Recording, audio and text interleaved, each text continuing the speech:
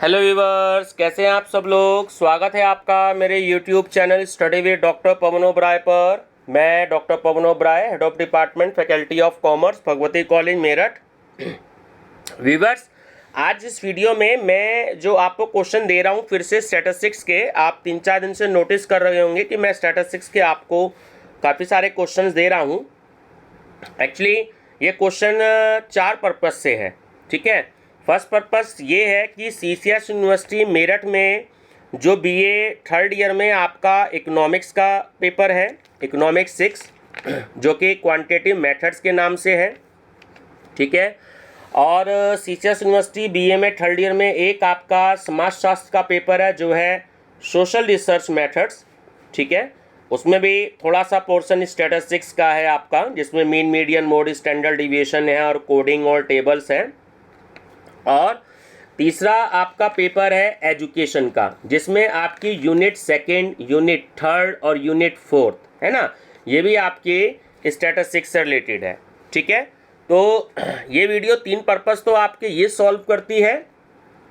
और दूसरा, जो आप व्यूवर्स अगर बीएड एंट्रेंस की तैयारी कर रहे हैं या टीजीटी पीजीटी की तैयारी कर रहे हैं, तो उसके पर्पस से भी जो ये क्वेश्चंस हैं ये बहुत ही ज़्यादा इम्पॉर्टेंट है आपके लिए, ठीक है। तो मैं इसको तीनों प्लेलिस्ट में अपलोड करूँगा ताकि एजुकेशन के, इकोनॉमिक्स के और सोशियोलॉजी के तीनों तरह के स्टूडेंट्स तो देख पाएँ, जो कि सीसीएस यूनिवर्सिटी मेरठ के हैं या अदर किसी भी यूनिवर्सिटीज़ के हैं जहाँ भी कहीं एमसीक्यूज़ आ रहा है पैटर्न। काफ़ी सारी यूनिवर्सिटीज़ में है, जैसे एचएनबी गढ़वाल में भी हो गया है और लखनऊ यूनिवर्सिटी में भी हो गया है। काफ़ी सारी यूनिवर्सिटीज़ में जो एमसीक्यूज़ कर दिया है गवर्नमेंट ने। और चौथा, जो हमारा टीजीटी पीजीटी और या बीएड एंट्रेंस के जो व्यूवर्स हैं, कैंडिडेट्स हैं, तो वो लोग जो अपनी प्रिपरेशन कर रहे हैं, परेशान होते हैं मार्केट में, उनको क्वेश्चंस बहुत सारे चाहिए होते हैं, लेकिन 100 और 200 क्वेश्चन ही दे रखे होते हैं बुक्स में, तो वो बहुत परेशान होते हैं, तो उनको डिटेल में क्वेश्चंस नहीं मिल पाते। तो आप अगर मेरी टीजीटी पीजीटी और बीएड एंट्रेंस वाली प्लेलिस्ट अगर विजिट करेंगे तो आपको अनलिमिटेड क्वेश्चंस मिलेंगे एक ही टॉपिक पर, ठीक है। और उसमें प्रीवियस ईयर के क्वेश्चन पेपर्स भी मिलेंगे, ताकि मैं अपलोड कर देता हूं, क्योंकि वो बेस्ट क्वेश्चन होते हैं। खासकर सीसीएस यूनिवर्सिटी के तो अभी मैंने अवेलेबल कर लिए हैं, और टीजीटी पीजीटी के भी मैंने क्वेश्चन पेपर्स अवेलेबल कर लिए हैं काफ़ी सारे सब्जेक्ट्स पर, तो मैं वो भी आपसे डिस्कस करता रहूँगा, ठीक है व्यूवर्स। आप फर्स्ट टाइम मेरा चैनल देख रहे हैं तो मेरा channel study with doctor Pawan Oberoi को जरूर सब्सक्राइब कर लीजिएगा, लाइक और शेयर भी करते रहिएगा अपने फ्रेंड सर्कल में, ताकि वो लोग भी बेनिफिट्स ले सके। और आप मेरी प्लेलिस्ट विजिट करिएगा। मेरी प्लेलिस्ट में आपको कम से कम अभी इस समय तक, आज 31 मई है 2021, तो कम से कम 64,000 एमसीक्यूज आपको मिलेंगे डिफरेंट सब्जेक्ट्स पर, ठीक है, हिंदी इंग्लिश दोनों मीडियम में। तो चलिए व्यूअर्स डिस्कस करते हैं। मैं थोड़ा स्पीड ज़्यादा रखूँगा, ठीक है। तो इसमें हम न्यूमेरिकल्स और थ्योरी दोनों तरीके के क्वेश्चन स्टडी करेंगे। नंबर फर्स्ट क्वेश्चन है कि सांख्यिकी की दृष्टि से चर निम्न प्रकार के होते हैं। देखिए, गुणात्मक चर, सतत चर और असतत चर तीनों प्रकार के होते हैं। ऑप्शन डी करेक्ट है ये सभी। सांख्यिकी का पिता कहा जाता है, ठीक है, गॉटफ्रायड आकेनवाल। झूठ 3 प्रकार के होते हैं, सफ़ेद झूठ, झूठ, सफ़ेद झूठ और समंक। यह किसने कहा? ये कहा था डिज़रायली ने। मार्शल ने कहा कि समंक वह तृण है जिनसे मुझे अन्य अर्थशास्त्रियों की भांति डैश बनानी है, ईंटें। निम्नलिखित में सांख्यिकी के अध्ययन का विषय है, तो ऑप्शन बी सही है कि आयात निर्यात के संबंध में अध्ययन करना। निम्नलिखित में सांख्यिकी के अंतर्गत अध्ययन नहीं होगा, गणितीय प्रश्न का हल। सांख्यिकी लक्ष्य नहीं वरन साधन है, यह कथन है बिल्कुल सत्य। निम्नलिखित में सांख्यिकी है समंक, है ना, इंग्लिश में हम इसे डेटा बोलते हैं। कोई तथ्य समंक होगा यदि तीनों ऑप्शन करेक्ट है, वह संख्याओं में व्यक्त हो, यह समूह रूप में हो और उनमें तुलनीयता का गुण हो, तो ऑप्शन डी करेक्ट है ये सभी। सांख्यिकी, स्टैटिस्टिक्स शब्द का अर्थ है आंकड़ों एवं सांख्यिकीय विधियां दोनों से। सांख्यिकी अनुमानों और संभावनाओं का विज्ञान है। तो यह कथन किसका है? यह है बोर्डिंगटन का। उद्योगों के स्थान पर समूह का विचार किसने प्रस्तुत किया? वो किया E.H. चैम्बरलिन ने। सांख्यिकीय सिद्धांत स्टैटिस्टिकल थ्योरी या प्रिंसिपल्स के विकास का इनमें किन दिग्गजों का योगदान अद्वितीय है? तो रोनाल्ड फिशर, कार्ल पियर्सन और फ्रांसिस गाल्टन, है ना, तीनों का योगदान जो है बिल्कुल अद्वितीय है, यानी बहुत ही इंपॉर्टेंट रोल इन्होंने अदा किया है, कंट्रीब्यूशन बहुत इंपॉर्टेंट है।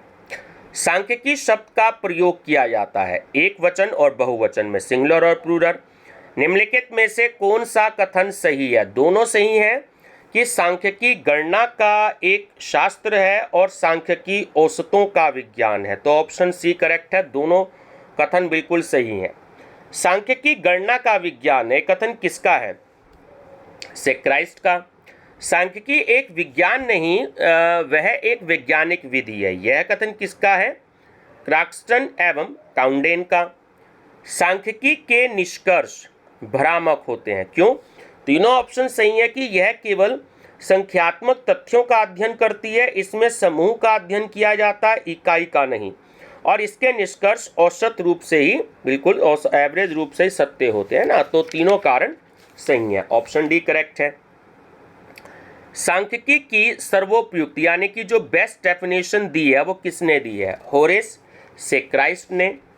समंकों यानी डेटाज से निम्न स्थिति में सही निष्कर्ष निकाले जा सकते हैं, तो उनका कुशलता पूर्वक और सविवेक निर्वचन करके, निर्वचन को हम इंग्लिश में कहते हैं इंटरप्रिटेशन।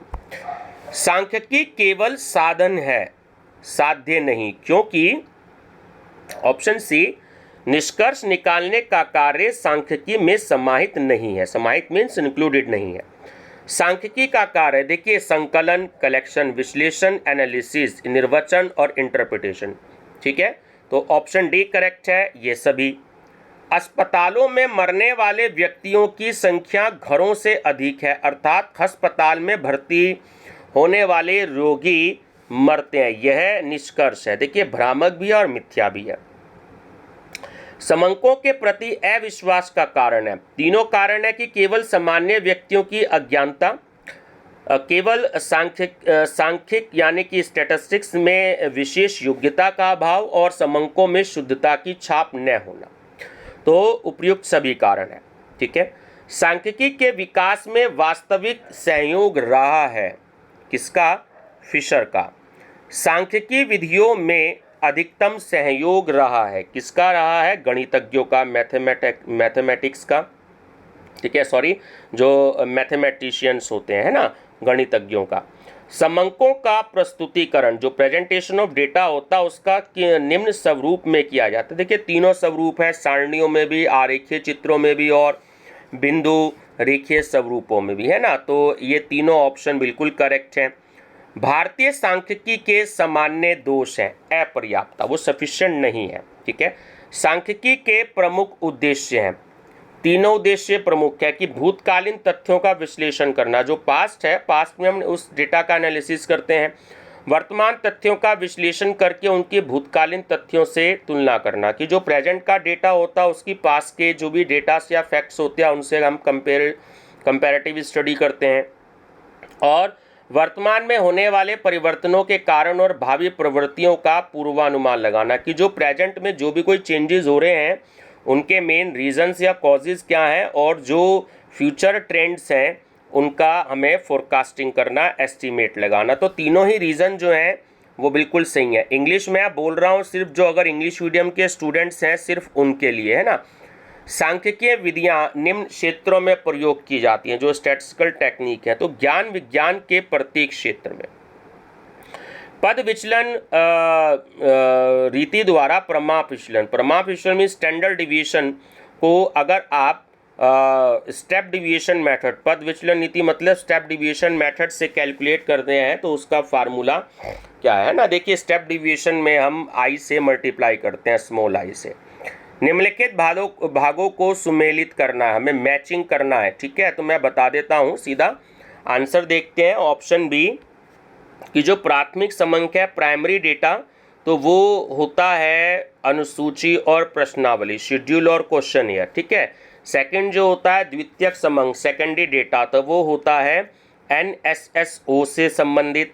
और जो आपका थर्ड है देवदर्शन, जो आपकी रैंडम सैंपलिंग होती है, तो वो होता है ढोल घुमाना, ठीक है। और जो आपका फोर्थ नंबर पे प्रायिकता प्रोबेबिलिटी, तो वो है सिक्के को उछालना, जो क्वाइंस है जब हम उसको उछालते हैं, ठीक है। तो ऑप्शन बी आपका करेक्ट है। निम्नलिखित में से किस ग्राफ की सहायता से बहुलक यानी कि मोड ज्ञात किया जा सकता है? मोड को हम फाइंड आउट कर सकते हैं, तो वो होता है हमारा आयत चित्र। समांतर माध्य यानी कि आपका अर्थमेटिक मीन माध्यिका, मीडियन और बहुलक मोड के बीच संबंध प्रदर्शित करता है, यानी फार्मूला आपको बताना है, तो वो होता है Z equal to 3 median minus 2 mean. आर्थिक सर्वेक्षण जो आपका इकोनॉमिक सर्वे होता है, उसमें 2009-10 में जो प्रकाशित समंक है, जो पब्लिश डेटा है, वो कैसा है? वो आपका द्वितीयक समंक है, सेकेंडरी सोर्स है, आपका सेकेंडरी डेटा है, ठीक है। वृद्धि दर को, जो ग्रोथ रेट है, उसको कैलकुलेट करने के लिए कौन सा माध्य सर्वश्रेष्ठ है ना, जो आपने मीन मीडियन मोड जो आप कैलकुलेट करते हैं। तो ग्रोथ रेट अगर आपको निकालनी है, तो जो गुणोत्तर माध्य होता है ज्योमेट्रिक मीन, वो सबसे बेस्ट होता है। एक सफल व्यापारी वही माना जाता है जिसका अनुमान वास्तविकता से अधिक निकट होता है। ये किसने कहा है? तो ये कहा है बोर्डिंगटन ने। निम्न में से किसको मिश्रित प्रणाली भी कहा जा सकता है? तो वो होता है आपका वर्गीय निर्दर्शन, जो क्लासिफिकेशन सैम्पलिंग होती है। वो किसी बैंक के वार्षिक रिपोर्ट द्वारा प्राप्त समंक है ना, जो एनुअल रिपोर्ट होती है, अगर हम उससे जो भी कोई डेटा कलेक्ट करते हैं तो वो सेकेंडरी होता है, द्वितीयक होता है, ठीक। चलिए नेक्स्ट है डैश समंक मौलिक होते हैं। मौलिक मतलब जो ओरिजिनल होते हैं, वो होते हैं प्राथमिक प्राइमरी डेटा। द्वितीयक समंकों का प्रयोग जो सेकेंडरी डेटा होते हैं उसका प्रयोग किया जाना चाहिए, जहां ऑप्शन डी सही है कि समंक अध्ययन के उद्देश्य और आवश्यकताओं की पूर्ति करते हो, ठीक है। समंक मीन्स डेटा और अध्ययन मीन्स स्टडी। प्रकाशित द्वितीयक समंकों में क्या अधिक विश्वसनीय यानी कि रिलायबल और अधिक परिशुद्ध, ठीक है, जो कि मतलब मोर एक्यूरेसी, परिशुद्ध मतलब एक्यूरेसी होने की प्रत्याशा है, एक्सपेक्टेंसी जो मतलब एक्सपेक्टेशन है आपकी, तो वो है अंतर्राष्ट्रीय संस्थाओं और राष्ट्रीय सरकारों के प्रकाशन, जो इंटरनेशनल इंस्टीट्यूशन है और जो भी कोई नेशनल गवर्नमेंट है उनके जो भी कोई पब्लिकेशन होते हैं, ठीक है। द्वितीयक समंक जो सेकेंडरी डेटा होते हैं, तो ऑप्शन भी सही है कि उनको सावधानी पूर्वक परीक्षण के बाद प्रयोग करना चाहिए, ठीक है। चलिए समंकों के संकलन की सबसे सस्ती विधि, जो कलेक्शन ऑफ डेटा है उसका सबसे सस्ता जो मेथड है, सबसे चीप मेथड, तो वो होता है प्रश्नावली हस्त या डाक द्वारा, जो क्वेश्चन ईयर होता है ना, या तो वो हैंड रिटन कर ले या पोस्ट ऑफिस द्वारा। निम्नलिखित में से कौन सा गणितीय माध्य नहीं है? ज्योमेट्रिक मीन, बहुलक, मोड। प्रयोग करते समय द्वितीयक सामग्री जो सेकेंडरी आपका मटेरियल होता है उसमें किस गुण की उपस्थिति देख लेनी चाहिए? देखिए विश्वसनीयता, रिलायबिलिटी, उपयुक्तता, सुटेबिलिटी और पर्याप्तता, है ना, बिल्कुल सफिशिएंट आपका एडिक्वेट हो, तो ये तीनों गुण होने चाहिए। द्वितीयक समंकों की तुलना में प्राथमिक समंक, तो ऑप्शन सी सही है कि उनकी यानी जो प्राथमिक समंक होते हैं प्राइमरी डेटा, उनकी विश्वसनीयता संग्रहण में ली जाने वाली सावधानी और अनुसंधानकर्ता के विवेक यानी कि उसकी जो बुद्धि होती है, अनुभव, ठीक है, एक्सपीरियंस पर डिपेंड करती है, निर्भर करती है। इनमें से कौन सा द्वितीयक समंकों का स्रोत नहीं है, मतलब जो सेकेंडरी डेटा का जो सोर्स है वो कौन सा नहीं है?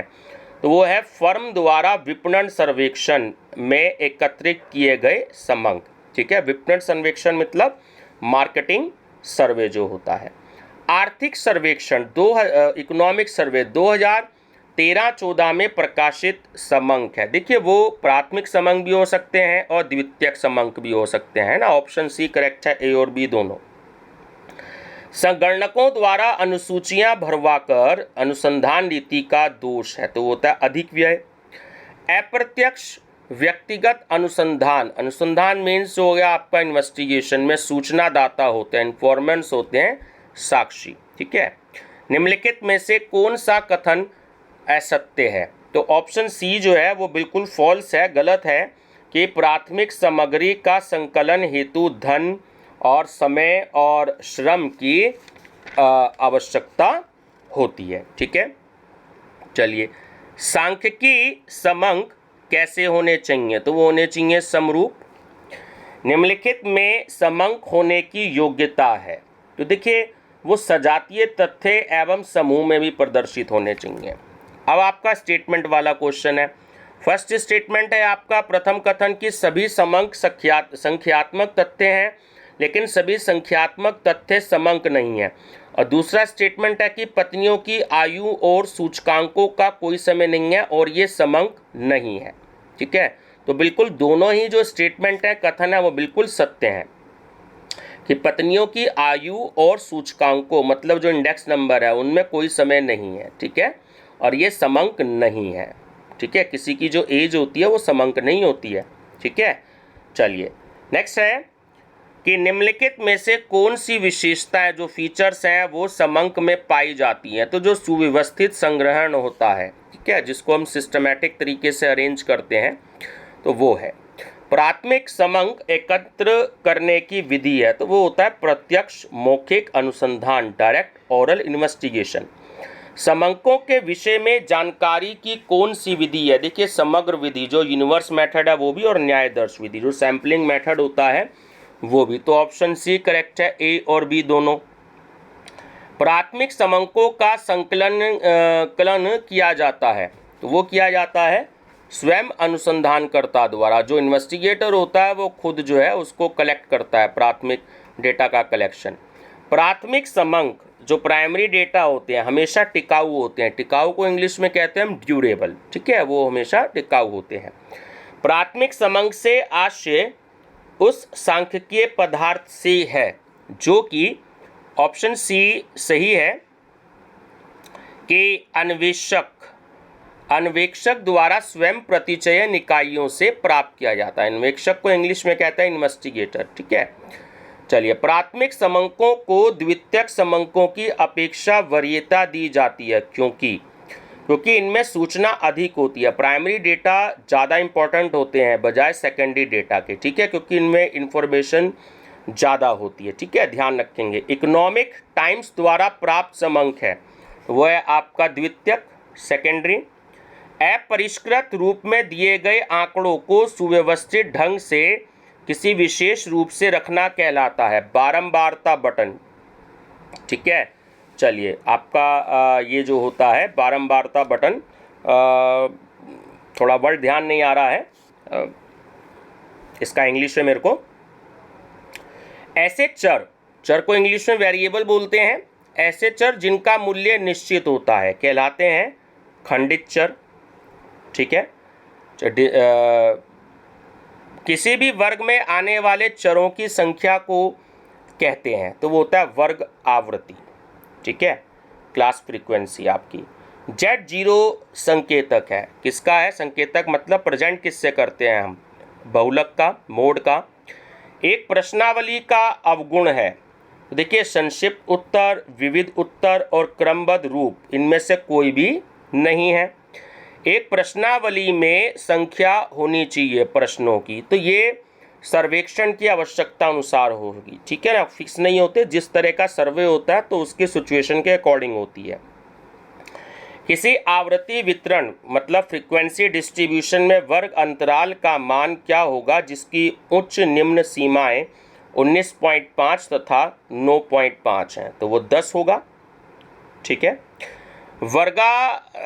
वर्गांतरानुसार वर्गीकरण जब क्लासिफिकेशन किया जाता है, ठीक है, तो उसमें सामान्यतः वर्गांतर होना चाहिए, जो क्लास इंटरवल होना चाहिए वो होना चाहिए 6 और 20 के बीच में। छड़ों की लंबाई निकटतम मिलीमीटर में मापी गई। वर्ग अंतराल 15 से 17 सेंटीमीटर की वर्ग सीमाएं होंगी, तो वो होंगी 14.5 से 17.5, ठीक है। 2011 में भारत की जनसंख्या उदाहरण है किसका? परिमित समग्र का। एक सारणी में तुलना के लिए समंकों को, तो ऑप्शन सी सही है कि बराबर के खाने में रखा जाता है। खाने मतलब कॉलम, ठीक है। वर्गीकरण समंकों के उस क्रम में रखने की क्रिया है, क्लासिफिकेशन, ठीक है। क्रम मतलब सीरीज वाइज रखने हैं और प्रक्रिया मतलब प्रोसेस है। तो ऑप्शन डी सही है कि विभिन्न वर्गों में संबंधित तथ्यों का समूहीकरण। किसी चर की आवृत्ति सदैव होती है पूर्णांश में, ठीक है, मतलब फुल, जैसे 6, 8, 10, 12, तो ऐसे होगी, ठीक है। खंडित चर का उदाहरण है तो वो है आपका परिवार में सदस्यों की संख्या। एक सांख्यिकीय सारणी में पंक्ति के शीर्षक को कहा जाता है अनुशीर्षक। विशिष्ट उद्देश्य वाली सारणी को कहा जाता है वर्गीकरण सारणी। बच्चों की संख्या के अनुसार परिवार का वर्गीकरण है संख्यात्मक। जब भारत के प्रत्येक राज्य की जनसंख्या दर्शाई गई हो तब इस प्रकार का प्राप्त समंकों का वर्गीकरण कहलाता है भौगोलिक, जियोग्राफिकल। निम्न श्रेणी का प्रकार है, देखिए ये सामने दे रखी है ना, कॉन्टिन्यूस सीरीज है आपकी सतत श्रेणी, 0 से 10, 10 से 20, 20 से 30, तो कंटिन्यूस श्रेणी हो गई आपकी, सीरीज होगी, कंटिन्यूस सीरीज हो गई। प्रश्नावली भरने का दायित्व होता है किसका? सूचक का। अनुसूची यानी कि शेड्यूल प्रश्नों की वह सूची है जिसमें सूचनाएं प्रगणक भरता है। प्रश्नावली द्वारा सूचना संकलन में, तो ऑप्शन बी, अनुसंधानकर्ता का सूचक से व्यक्तिगत संपर्क नहीं होता। प्रश्नावली में प्रश्न का कौन सा गुण नहीं होना चाहिए? व्यक्तिगत, मतलब पर्सनल प्रश्न जो है वो नहीं पूछे जाने चाहिए। द्विदिशाई दंड चित्रों का निर्माण दो परस्पर डैश तथ्यों के प्रदर्शन के लिए किया जाता है विरोधी। संबंधित तथ्यों को वर्गों में क्रमबद्ध करना कहलाता है वर्गीकरण, क्लासिफिकेशन। कोई वर्गीकरण आदर्श होगा यदि उसमें देखिए सजातीयता भी हो, लोचशीलता भी हो और स्पष्टता भी हो, है ना, तो ऑप्शन डी करेक्ट है ये सभी। निम्नलिखित में खंडित चर है, रिपीट हो गया ये क्वेश्चन, तो वो है परिवार में बच्चों की संख्या, ठीक है। चलिए, तो व्यूअर्स आगे क्वेश्चन मैं आपसे अगली वीडियो में डिस्कस करूंगा। तो इस समय जो क्वेश्चंस हैं तो काफ़ी सारे क्वेश्चंस हैं। ये जो इकोनॉमिक्स के हिसाब से यूनिट है तो इसमें लगभग 308 क्वेश्चंस हैं अभी यूनिट थर्ड में, है ना। आगे यूनिट आपकी 4 भी है तो उसके भी काफ़ी सारे क्वेश्चंस हैं, तो वीडियो ज़्यादा बड़ी हो जाएगी, तो मैं इसको आपसे जो है अगली वीडियो में डिस्कस करूँगा, ठीक है व्यूअर्स। तो वीडियो पसंद आए तो लाइक शेयर सब्सक्राइब जरूर कर दीजिएगा, और चैनल नेम आप जानते ही हैं, study with doctor Pawan Oberoi, ठीक है व्यूअर्स। Thank you.